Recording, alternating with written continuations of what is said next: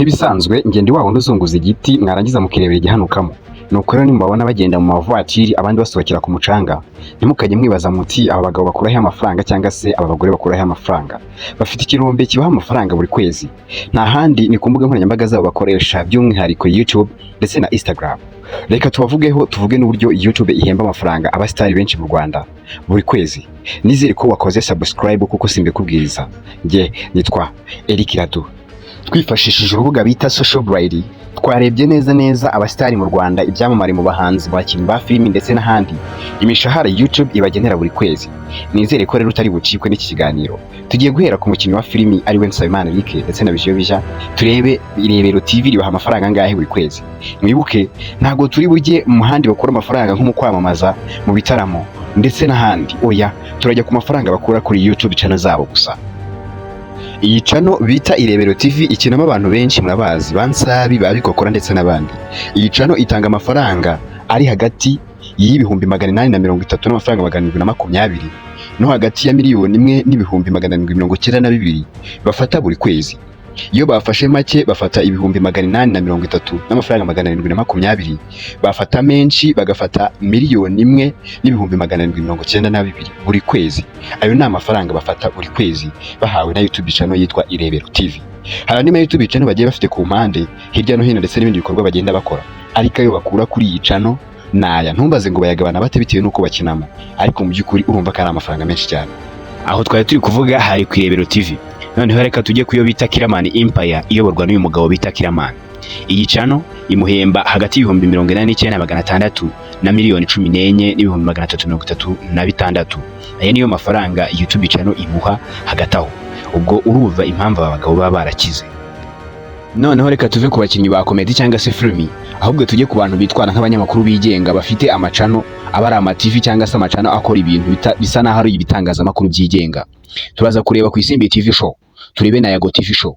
Nizo tuba twahisemo kugira ngo tubabwire nibura amafaranga bashyira mu mufuka buri kwezi bayakuye kuri YouTube, bayahembwa kubera ibikorwa basize ku ma YouTube channel yabo. Umugabo bita Murungisabe afite YouTube channel bita Isimbi TV. Iyi YouTube channel imaze kugira abasubscribers bari hejuru ya miliyoni. Uyu mugabo yora amafaranga kuri iyi channel menshi cyane buri kwezi. Amafaranga afata ari ku kiranyo cy'uko yafashe make ashobora gufata nibura miliyoni 3 n'ibihumbi 72 buri kwezi. Iyo afashe menshi afata miliyoni 49 n'ibihumbi 920. Hagati aho niyo mafaranga uyu Sabe ashobora gufata ayahawe na YouTube kubera ibikorwa bye aba yasize kuri Isimbi TV. Murumva impamvu abantu bakize. Tukiva kuri Murungisabe reka tujye kuri mugenzi we bita Yago witabagwe muramuzi, afite YouTube channel bita Yago TV show. Iyi YouTube channel imuha ibihumbi nawe by'amafaranga nubwo atagira ku Isimbi TV, ariko imuha amafaranga menshi. Iyi channel imuha amafaranga ari hagati y'ibihumbi 321 n'amafaranga 280 kugeza kuri miliyoni 5 n'ibihumbi 120. Aya niyo mafaranga Yago afata buri kwezi ayahawe na YouTube imuhembera ibikorwa aba yasize kuri iyi channel ya Yago TV show. Ntago kandi twabura no kujya mu bahanzi, mu bastari, ngo turebe umwe mu bahanzi b'icyitegererezo amafaranga ashobora gufata ayahawe na YouTube channel. Reka turebe uyu bita Bruce Melody, turebe amafaranga ashobora gufata yakuye kuri channel yiwe yahanze yitwa Bruce Melody n'ubundi. Uyu mugabo Bruce Melody YouTube channel ye yonyine imuha amafaranga ari hagati y'ibihumbi 503 n'amafaranga 40 ndetse na miliyoni 8 n'ibihumbi 34. Aya niyo mafaranga ashobora gufata hagati aho iyo ukwezi gushize. Mwibuke nkuko twavuze ruguru, ntago turi kujya mu kwamamaza ngo tujye ahandi hantu bakura amafaranga nko mu bitaramo ndetse n'ahandi hantu henshi muzi bakura amafaranga. Turi kureba YouTube channel imwe yonyine bafite amafaranga ashobora kubibaha.